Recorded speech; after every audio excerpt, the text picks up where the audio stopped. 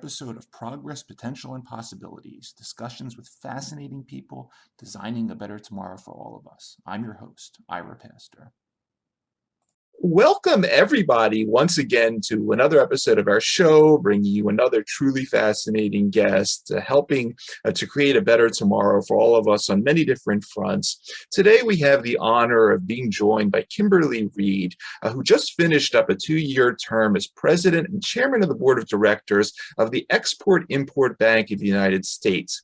She was the first woman to lead the bank in its 87-year history. She was the first recipient of the bank's highest honor, the Franklin D. Roosevelt Award, and she was confirmed by the United States Senate back in 2019, strong bipartisan basis, and has spearheaded the bank's longest ever reauthorization of 7 years and a significant new mandate, the program on China and Transformational Exports, which focused on protecting crucial next generation industries of the United States, including biotechnology, artificial intelligence, renewable energy, and space tech. Prior to her time at the bank, Ms. Reed spent her career working at senior levels in both the public and private sectors. She served as the president of the International Food Information Council, where she worked with multinational food, agriculture, and nutrition companies to understand various consumer insights, communicate science, and increase U.S. sales and exports in that area. She was at the United States Department of the Treasury, heading the Community Development Financial Institution Fund, where she oversaw the awarding of over $4 billion of tax credits, loans, and grants to financial institutions and economic development groups. She also served as senior advisor to 2 U.S. Treasury secretaries, John Snow and Henry Paulson, as well as counsel to 3 committees, the U.S. House of Representatives, Ways and Means, Government Reform and Oversight, and Education and the Workforce Committees. She was a VP of Financial Market Policy at Lehman Brothers. Ms. Reed has been recognized as one of the 100 women leaders in STEM, Washington's most powerful women in Washington, and West Virginia's executive lawyers and leaders. And she previously has served on boards of the Alzheimer's Association, Alzheimer's Impact Movement, the American Swiss Foundation, the National Coalition for Food and Agricultural Research. The list goes on and on. Ms. Reed earned her a law degree from West Virginia University College of Law, her bachelor's from West Virginia Wesleyan College, and she's certified association executive, earned professional certificate in finance from New York Institute of Finance, and she also is a life member of the Council of Foreign Relations. All that being said, Kim Reed, thank you so much for taking the time to come on our show today. Thank you, Ira. I'm so delighted to be with you and all of your viewers/listeners. It's great having you, and I'd love to start things off, by as we typically do, sort of handing you the floor for a few minutes to tell a little bit more of your story. I was intrigued, being a life science person, that when you were doing your bachelor's, you were actually studying biology. But I'd love to hear a little bit more about the journey of how you went from biology to law, and ultimately into these extremely important positions in our federal government. Absolutely. So I'm from West Virginia, and I was just awarded a really great award. I can't wait to get the T-shirt. I'm a West Virginia Wonder Woman, and so I really like to bring attention to the Mountain State and my home state, and to issues important to rural America. And I did that. I thought initially I would be doing that by being a med student and going to become a doctor. And so I was pre-med at West Virginia Wesleyan College, majored in biology, minored in chemistry. But there's a power of teachers and professors, because during my freshman year at Wesleyan, I took a J-term course where you would take one course in the month of January for 3 weeks every day. And this was a liberal arts college, so I had to do my history/government, general requirement. And I signed up for a course called Kennedy Catholicism in the 1960 West Virginia primary. I don't know how many history buffs we have listening today, but why would a teacher even teach this class? Kennedy was a Catholic, and guess what? That was a big issue back in 1960. Mm-hmm. And so they said that Kennedy could beat Hubert Humphrey for the primary. If he could do that as a Catholic, then possibly he could become president. And they focused in on West Virginia. And so we studied all about this. And then my professor, Dr. Robert Rupp, who still teaches at West Virginia Wesleyan College, asked each of us in his class to write a paper. And I got the suggestion from him to go interview our then sitting Secretary of State, Ken Heckler. And this is in probably 1990, January of 1990. And the Secretary of State had previously been a member of Congress back in 1960 and knew a lot about Kennedy's campaign. And so I have I'm like 18 years old and I have this professor say, go interview the sitting West Virginia Secretary of State. I'm like, what? And he's like, go do it. And this is before the internet. So what do you do to figure out how to do that as an 18-year-old? You go to the library, you get the telephone book for the state capital, Charleston. You look up the phone number, you figure out, you get your dad's calling card number so you can call long distance. And I called and they granted me an interview. And so I drove 2 hours to the beautiful Capitol, which has a gold dome, looks somewhat like the US Capitol, I think prettier. And next thing I know, I'm across from Ken Heckler and interviewing the Secretary of State and wrote this great paper. And all of a sudden, guess what? I loved history and politics and policy. So going to a small liberal arts college, I was able to double major in government and biology and continued on this dual track. And then it came time to take the MCAT. And I'm like, do I want to deal with sick people? Or do I want to affect policy for good change?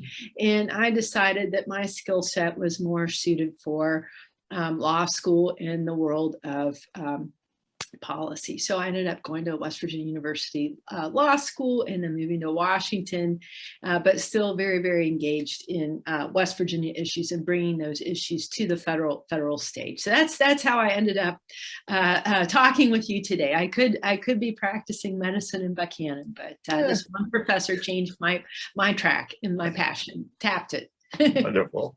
That's wonderful.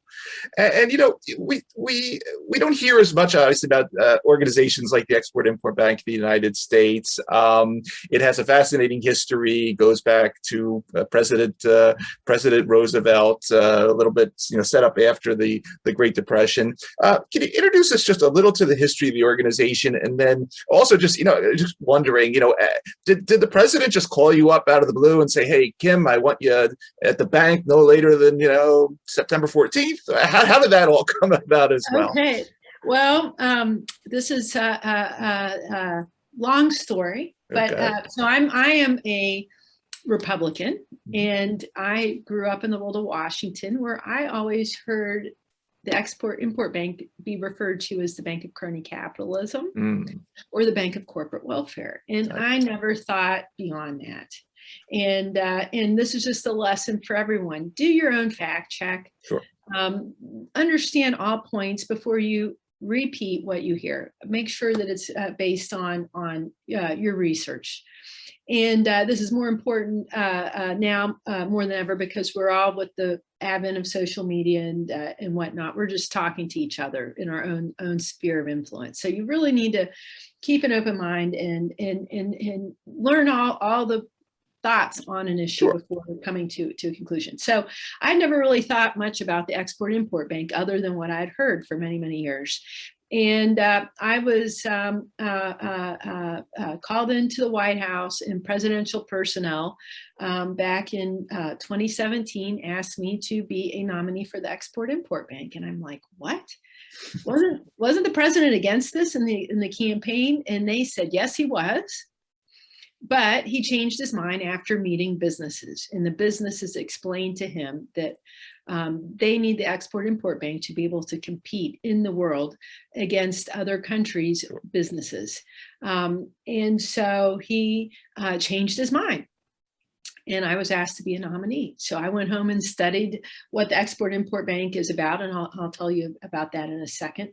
But after studying it, looking at the facts, and being asked to serve, when you're asked to serve by a president, you really take to heart that they've done their homework on you, and you need to rise to the occasion when to serve, if you're ever blessed to have that opportunity. So I went home and studied it, and I'm like, oh my goodness, this makes perfect sense, and it knits together my background and my career.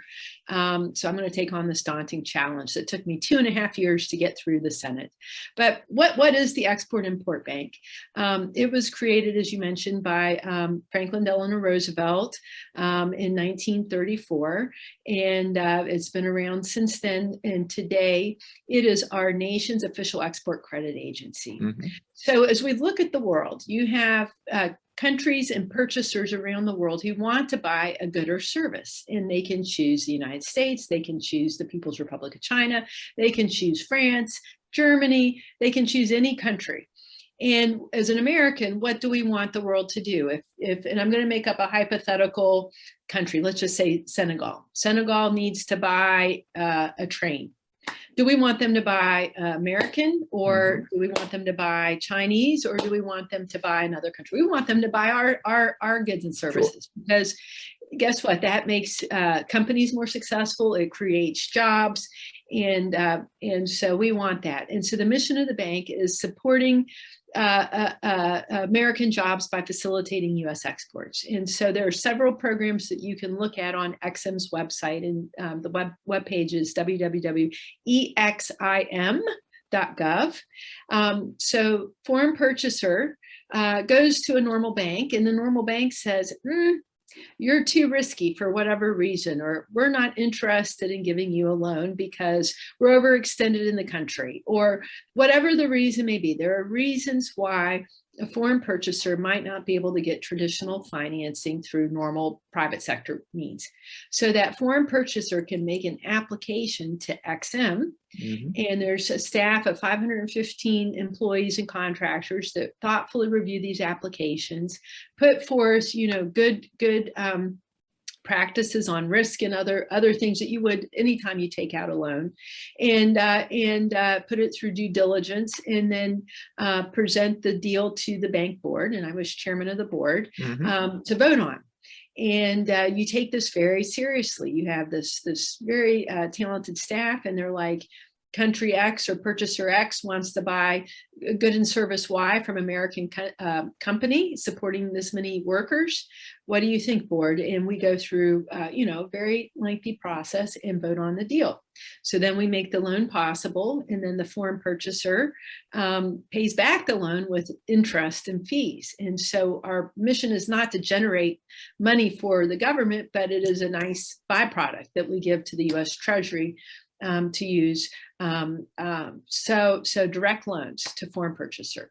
We also, maybe the bank wants to make the loan, but they need some institution like EXIM to guarantee the loan to really help them do it. So that's the second product that we do. And an example of that, I'm not going to talk in detail about any deal that I ever voted on for confidentiality reasons, but you can read the press releases. So there was one deal where the Trade Bank of Iraq wanted to buy U.S. agriculture, wheat, and rice. And JP Morgan wanted to make the facility happen, and we went in and guaranteed it. And I think that was about $450 million. So guaranteed. And then EXIM does other types of financing as well, export credit insurance. So you're a small business in the United States, and I visited one down in Florida, and they make towels in monogram towels for resorts in the Caribbean. And so they would take out something called export credit insurance from us, so that when they ship that product to the foreign country, if the buyer doesn't pay up and make them whole, they have an insurance policy that they get through EXIM to help them be made whole and be successful. So that's a little bit about what EXIM does. So I was nominated to take on and lead the bank, and obviously I worked in the Trump administration, and I had 100% Democrat support. And I'm probably one of the very few nominees that had that. And they believed in the bank, and they supported me, and I was very grateful for that. But there was a small swath of free market, libertarian types who, as I mentioned, do not believe in the mission of the bank. And why is that? They are purists, and they believe that having government intervene in the private marketplace distorts things. And so they are the believer. If we have any economic listeners, Hayek was the big proponent of this in supporting free markets. And, I agree with that view, but that's not the world we live in. Right. And so we have 115 other countries having their own export credit agencies, and China uses theirs very aggressively to finance Belt and Road. And so it's not a pure world, and it's not a perfect world. And so, as the president heard, companies in our country were losing out because the buyers needed that financing and they went to other countries. And so what else did we see? We saw some companies move their supply chain to foreign countries or start putting the foreign goods in their products so that they could get some of this financing because they need to compete in the world. So I was very grateful and worked really hard for 2.5 years to get confirmed by the Senate. And that finally happened, an outstanding vote of 79-17. And Senator Kristen Sinema said that she would have voted yes for me had she been in town. So technically I would say 80. She put that into the record. But so it took 2.5 years of my life. And just yesterday, so today is October 1st, 2021. So just yesterday, the Senate Banking Committee held a confirmation hearing I watched on the computer for two nominees to go through to go back into the bank. So I'm no longer there. My term expired by law, but it was the best job ever. Had to reopen the agency as well because these senators read the rules, and the rules say in our charter, if you don't have a quorum of a bank board, so that's 3 of 5 board seats confirmed in the seats, or have acting people in the seat, the bank can't approve any deal over $10 million. And when you have an agency that can be lending and supporting at any one time $135 billion, and some of these deals are really big, it basically shut down the bank except for the very small business.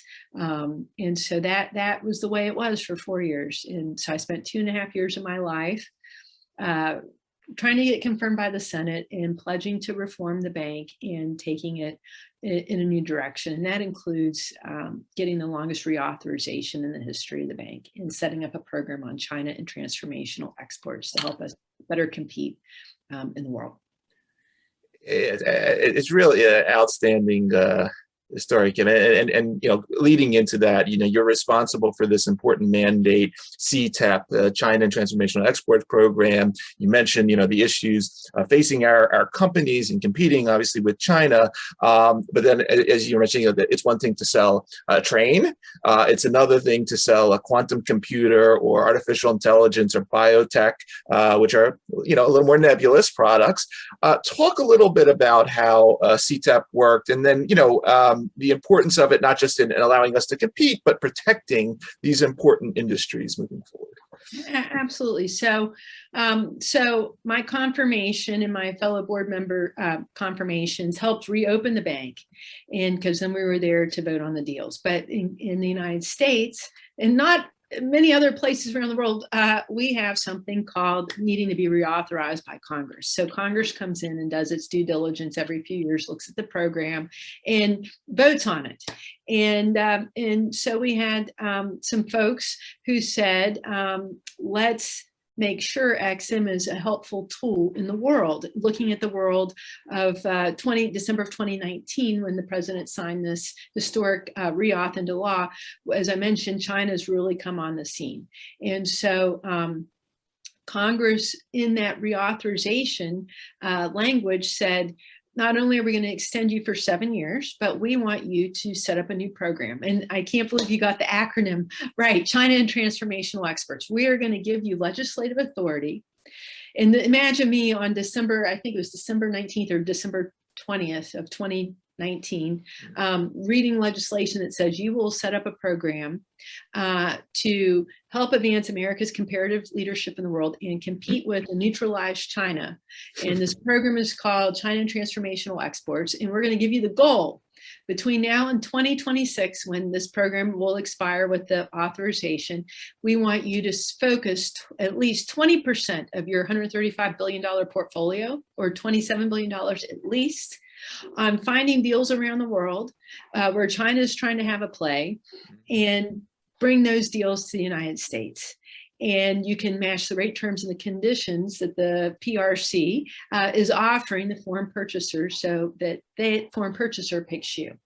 And we want you to focus especially in on some key transformational export sectors, as you mentioned, 5G and wireless computing. So we all know about Huawei, biotechnology, which can range from medical, but me coming from the world of agriculture, I know it's also food biotech. And as we look at our population growing and needing to feed the world, that's in there. But semiconductors, you can read the list on EXIM's website, but we want you to focus in on 10 categories: AI, and also something called fintech.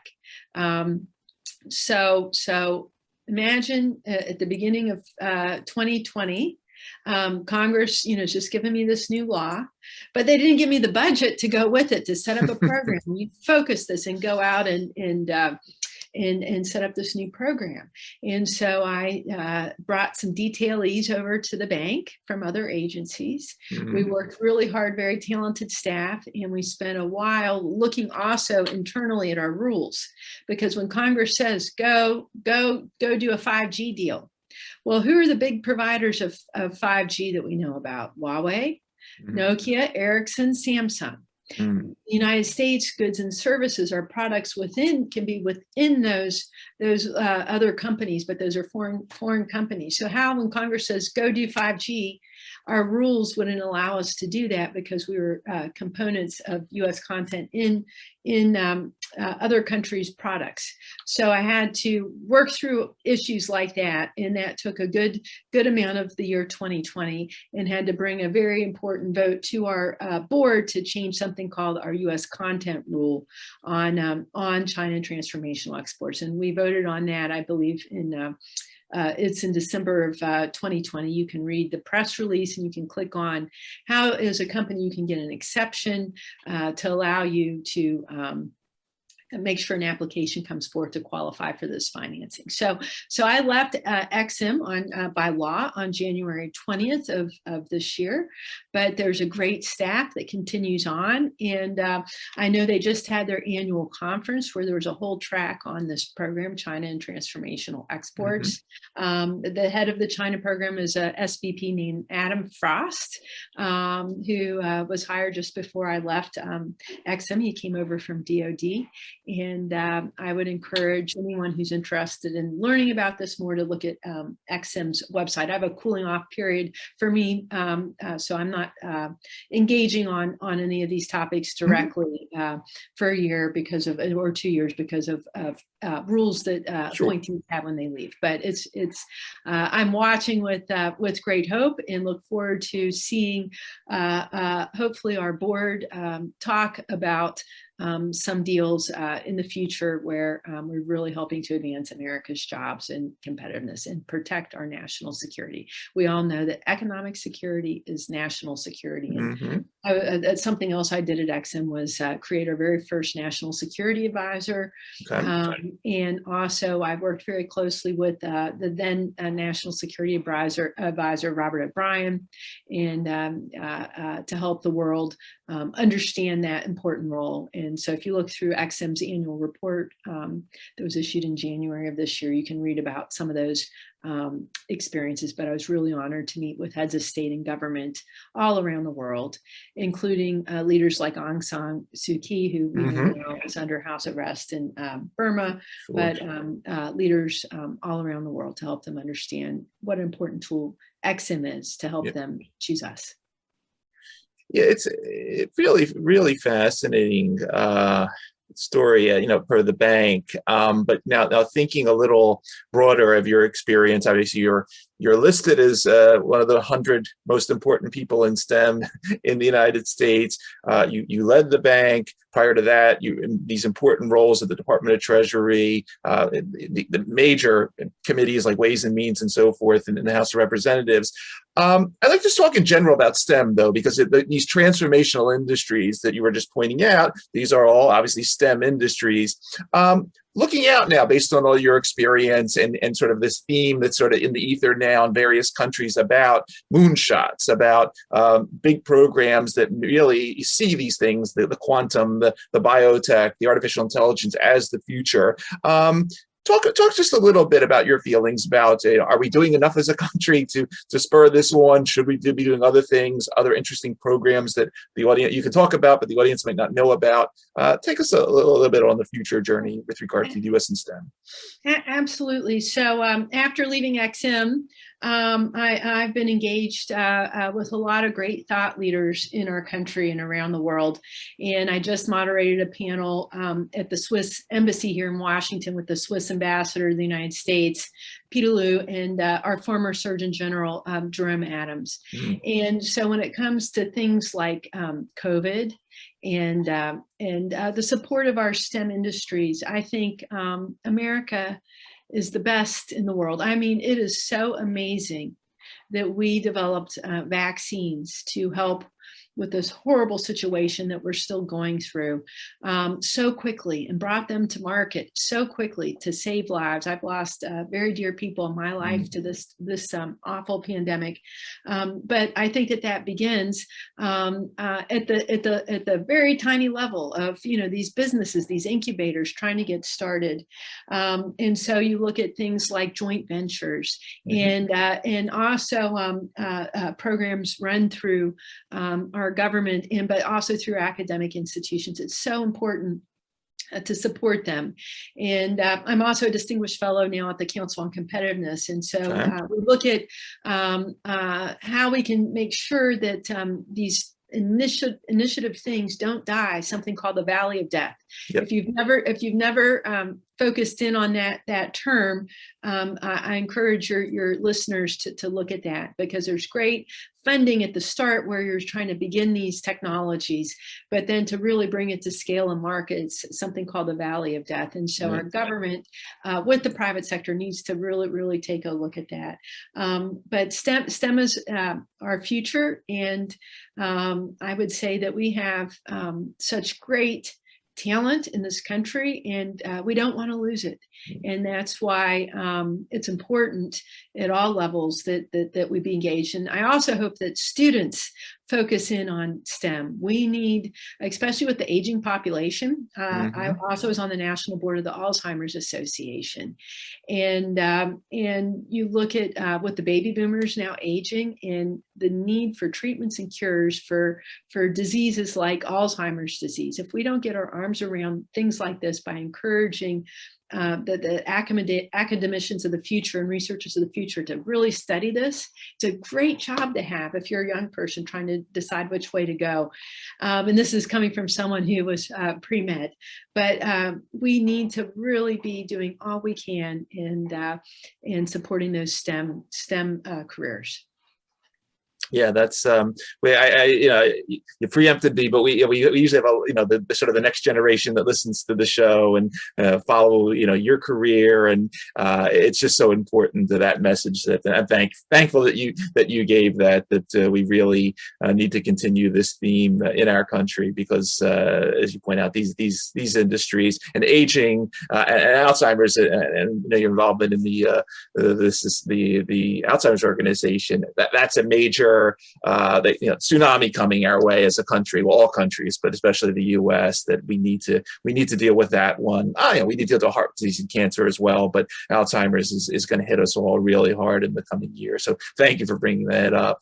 One other thing I just wanted to ask you about along the way, because you mentioned agriculture early on, and I know that you prior, you headed up this International Food Information Council. Our joint friend Lisa Gable was on the show about a month or so ago, and she talked about her experience with the Healthy Weight Commitment Foundation. And when we think about agriculture, this isn't that high tech, but the more we think about it, especially in the era of COVID, agriculture, these farmers that are not farming right now, and there's these supply chains that are shut down, and it's all this other futuristic food that's coming along too. We talked about cell culture meats and things of that nature. So food is a lot more high tech than it used to be. Talk for a couple of minutes just about your experience with the IFIC and some of your career there, because I think that's another really interesting part of your journey. Yeah. And it was great to work with Lisa Gable. She has a new book out, so I hope everyone reads that. It's called Turnaround. I just got an autographed copy in the mail last night from her, so it's really insightful for leaders who are looking for tips on how to be even better and future leaders. So the International Food Information Council is an organization that communicates the science on food safety, nutrition, and health. And so when I was there, I worked with the multinational companies, small businesses, but also 400 academicians and health professionals. And what I learned there, communicating the science on these topics, plays into exactly what's happened today with COVID. And how do you communicate to motivate good change? And we would do at IFIC, that was our mission. And so we would do focus groups and message testing.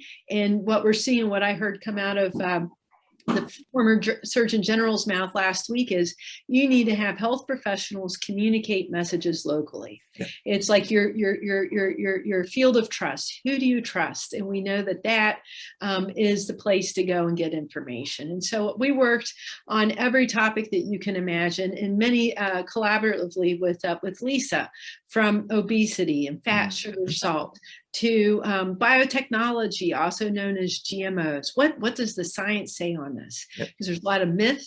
I would also say that a lot of companies are seeking business advantage, and so they will demonize things without the science to give them the competitive advantage and turn off consumers to certain purchases. And that's where you really need to do your homework.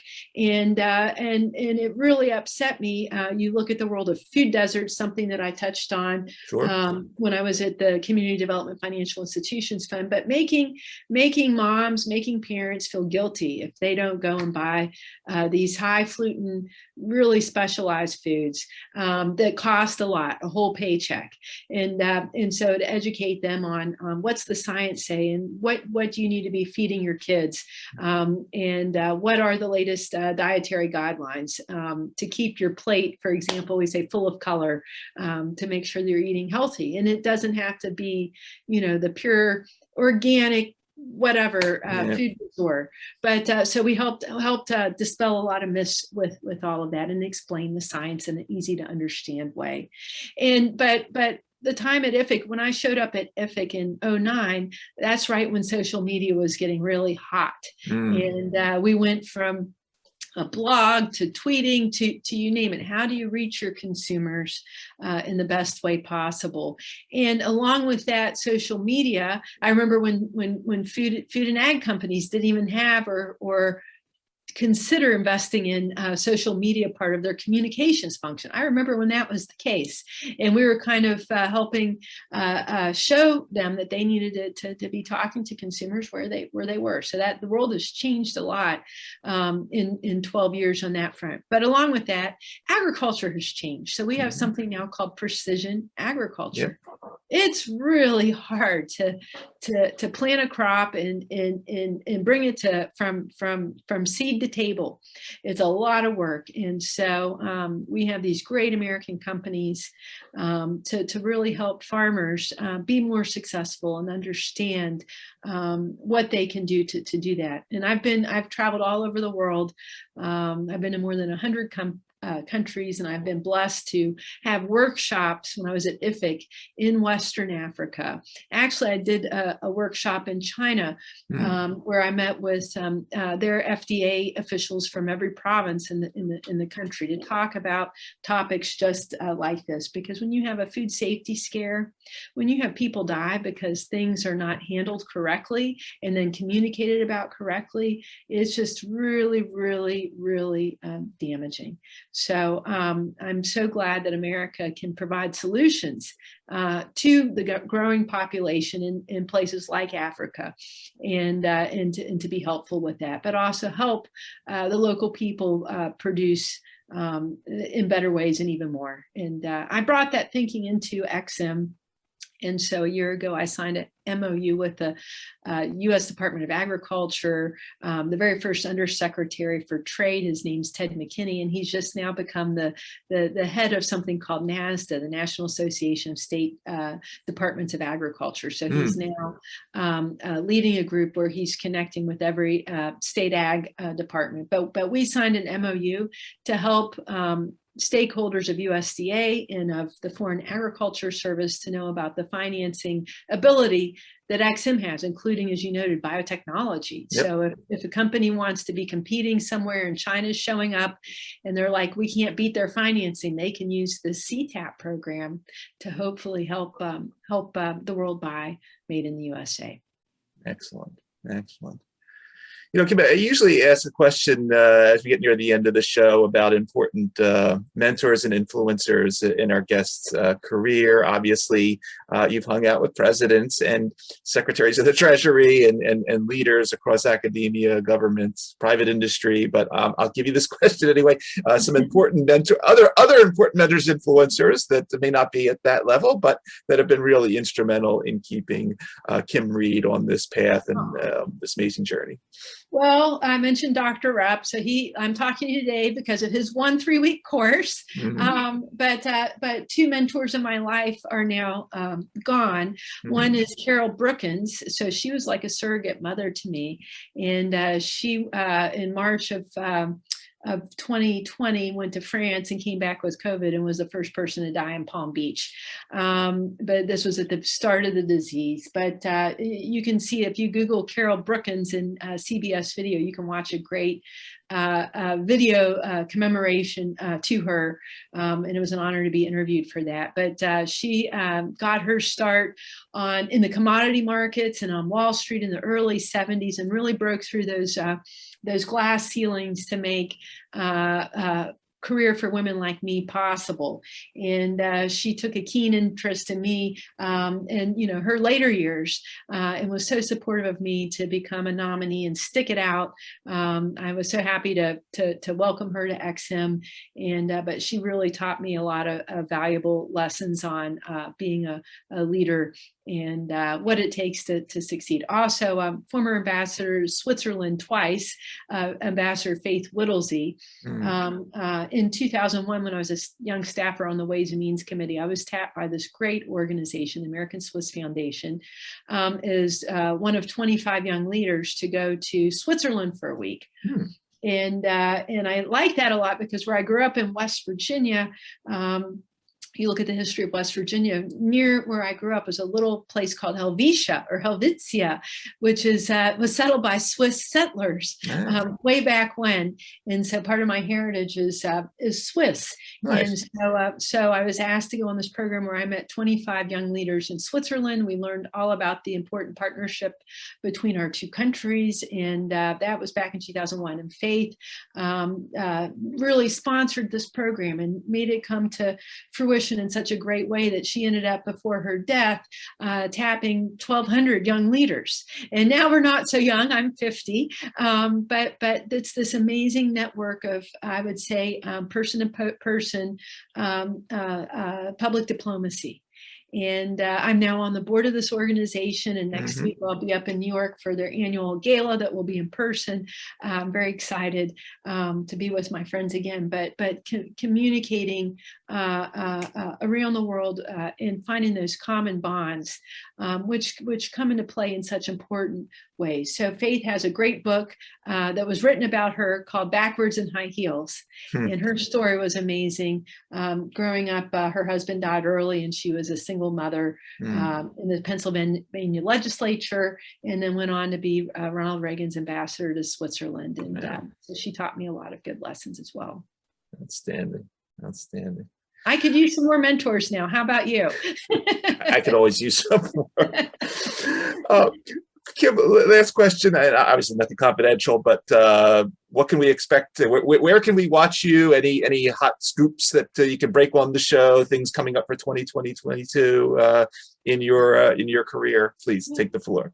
Well, and I would say I also have noted from Carol and Ambassador Whittlesey, I like being a mentor to young people as well, and helping them with their past. So that gives me great pleasure, and supporting. I think that's an important for any leader. You've got to really help those of our next generation. So I take great pleasure in mentoring and supporting people, and you should do that every chance you get.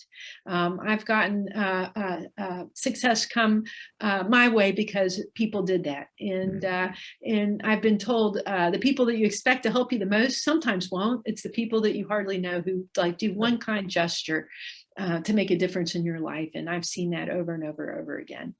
And so what I'm involved with, as I mentioned, the Council on Competitiveness. I'm on a Blue Ribbon Commission with the Hudson Institute, looking at restoring America's national security innovation base, and we'll be doing an event on batteries, I think on the 23rd of October.